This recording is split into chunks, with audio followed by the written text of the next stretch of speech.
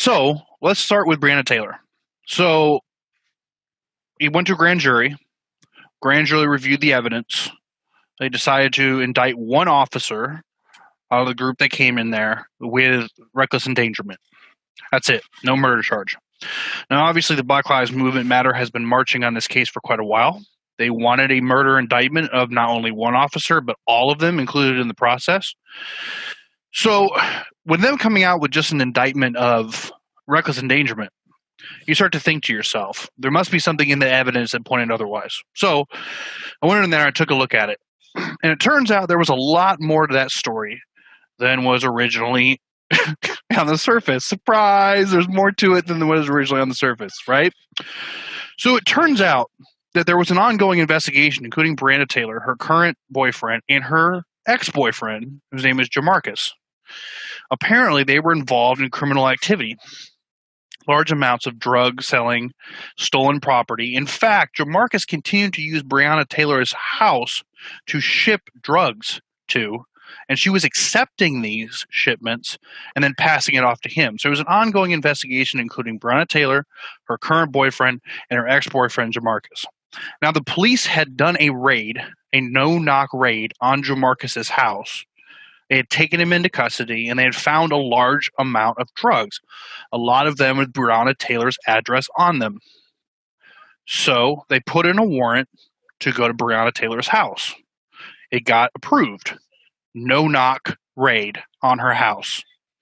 When the police got there, they did knock, even though it was a no-knock raid. Now, I'm sure it was super quick, like you see on the SWAT team, where they bang on the door and they go, police, raid or something like that, and then immediately just hit the door with the thing. It probably wasn't like, can we come in? But they did announce themselves. They banged on the door. They did knock. They did announce themselves, and they came in. Okay? What people said was Breonna Taylor was shot in her bed.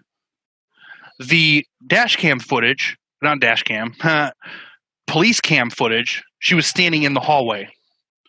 Her boyfriend came out and opened fire on the officers, shooting one of the officers in the leg. One of the officers got shot in the leg before returning fire. So one of the officers got shot in the leg, returned fire, and we know what happened after that. So given that entire stack of evidence, the grand jury then decided to not indict on murder, but instead indicted on reckless endangerment because, and I'm not sure because I haven't seen the dash cam footage yet, but they saw that one officer looked like he was shooting without much discipline and might have put other people at risk, such as people in the next apartment, stuff like that. So they did indict one officer on reckless endangerment, but everyone else was gone because apparently policy had been followed. So Breonna Taylor was not in her bed when she was shot. She was in the hallway behind her boyfriend. Her boyfriend shot a police officer in the leg first, then fire was returned, and we have what we have. So, obviously a lot more than was originally on the surface of this case, including the criminal activity that she was involved in with her current boyfriend and ex-boyfriend, the drugs being shipped to her house, her accepting those shipments, and then the raid happening on her ex-boyfriend's house, him being taken into custody, them getting the warrant, them actually knocking instead of not knocking, announcing themselves as they entered the home, and then gunfire being opened on the police before they shot back. So all of that was in the grand jury packet, evidence packet. Obviously, the grand jury has had an opportunity to see the body cams. We haven't yet. They made a determination that it wasn't murder, indicted one on reckless endangerment. So that's what we have so far on the Breonna Taylor case.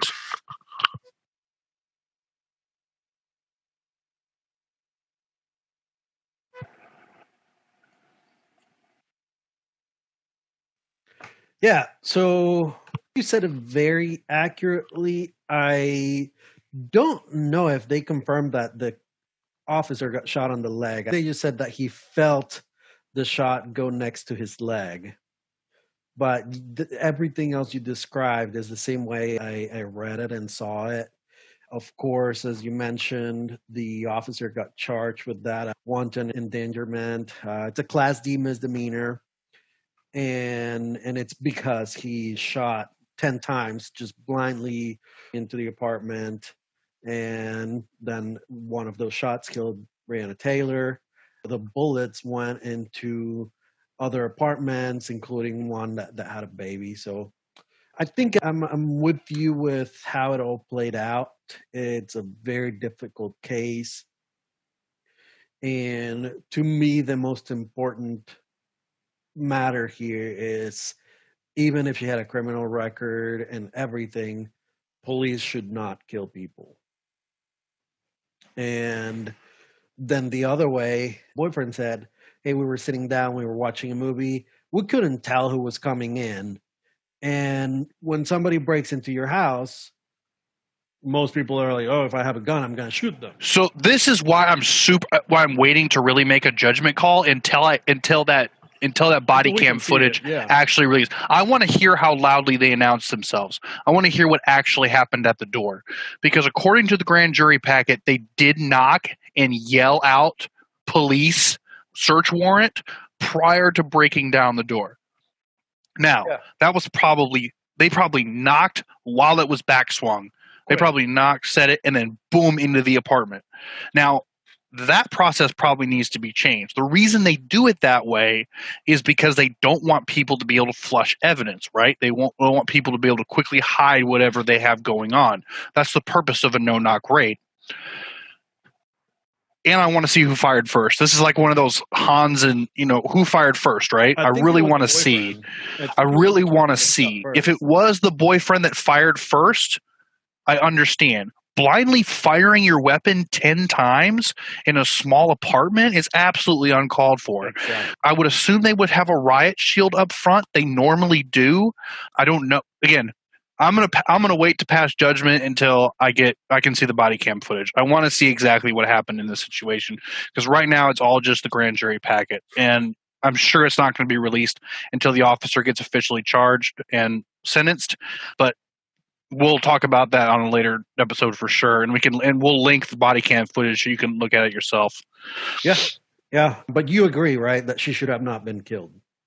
Yeah, it's very strange to me because in the grand jury packet, it mentions she was standing in the hallway. You mentioned before that they said they were watching a movie, but the people who were marching were saying she was in bed. We have like 3 different accounts of where she was in the apartment, and again, we'll have to see when the body cam footage comes out of exactly where she was. I don't know if she got out of bed and came out in the hallway, or she got up from the couch and backed into the hallway. I don't know what happened, but according to the grand jury packet, when the shots were fired, she was standing in the hallway. I don't know if her boyfriend was in front of her. We'll have to find out when. Yeah, the story you have that matches very close to what you have is they were watching a movie. She had fallen asleep, but when they got there, she woke up because they heard the knocking, and she said, "Who is it?" And then everything happened after that. The next thing that the boyfriend remembers, there's shooting blank at what he said was a shadow of a man with a gun, and then the cop shoots back. So yeah, I can't wait to see more information. It's just a whole very complicated case, but bottom line, my perspective. I think the entire system is broken, and it's designed to do things such as this and many others that happen. Well, the city where this happened, the city council and the police department has gone back and stated that they are now going to relook at the no-knock raid policy, exactly how that works. That's good. So I don't know if that's going to actually end in any actionable change or what occurs on that. I don't know, but at least that's supposed to be happening. I don't know if they're having town hall meetings or whatever, and then potentially voting to change that policy. I don't know. And again, I'm literally going to hold off on saying anything else about it until the body cam footage comes out and we can all see exactly what happened on the no-knock raid, because at least we have some more information now with the grand jury packet being out, but there's not enough details for us to make a judgment the way that they did there. No. And then you also think, if it happens as they say, somebody enters your house, you have the right to shoot them. And if you are driving and you kill someone, you are charged for murder, right? So it should be kind of similar, even if it's usually a manslaughter charge. It's usually only murder if they can claim that you were intentionally going after that person. Like if you're like driving a car and like somebody walks out in front of your car and you don't have time to turn in time and you end up hitting them and killing them, it's usually a manslaughter charge. Yeah, so it should be something similar because she ended up dying after this instead of just that. The charges for the wanton endangerment, which he was charged for that because of the bullets going into other apartments and nothing related to the killing of Breonna Taylor. So I am very intrigued to get more details. I don't think this answered a lot of questions. And then everybody was expecting to come out this way. I'm surprised that some people expected the officers to actually be charged with murder. The entire city prepared in advance because they knew that there were going to be protests and that which they're still happening and they're happening all over the U.S. Yep. I mean, these situations keep occurring, which is just continually stirring the pot. It doesn't. I know I've spoken about this in previous podcasts, but as a police departments around the United States, you got to be looking at these events and going, all right, we got to be extra careful. Yep. Because it's already at a boiling point, and if we make a mistake, it can boil over in our city too. But it doesn't seem to be the case, except for recently. I mean, we've gone about, I don't know, a month now without some sort of fatal shooting of someone. Yeah. Well, so I don't know if that's a good thing or not, but yeah. Well, they're still abusing force because just yesterday or the night before in Seattle, you see this protester on the floor injured, and then the police are coming in with their bikes, and the guy, you see him turn towards the protester and runs him over with his bike, and then just keeps going, and some other cops stop. So they're still abusing force, and they're doing things. It's just the entire system is broken. It's working from what we are not told it's supposed to do, like the war on drugs. They tell us it's there, and all the money that gets pumped into the war on drugs, they tell us it's there to decrease the amount of drug usage and the crime that's related with it. It's not happening. It's not working that way. The drug use and the trafficking has never decreased. However, there's been mass incarceration. And we know one of the big lobbyist groups that operate in Washington come from for-profit prisons because they profit from government money that keeps those prisons going. They also sell that prison labor to companies that profit from very cheap labor. Also, militarized police. They benefit from all that war on drug money.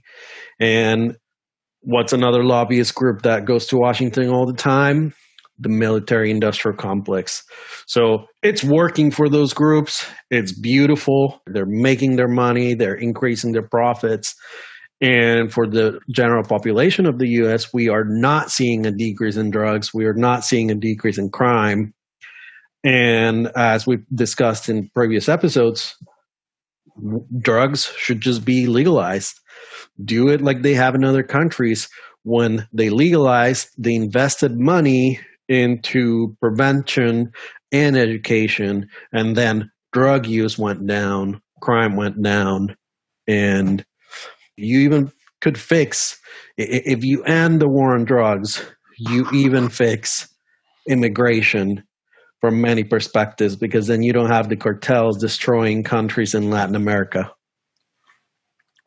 Well, cartels send a lot of people here in the United States. I mean, they send them over by huge packs.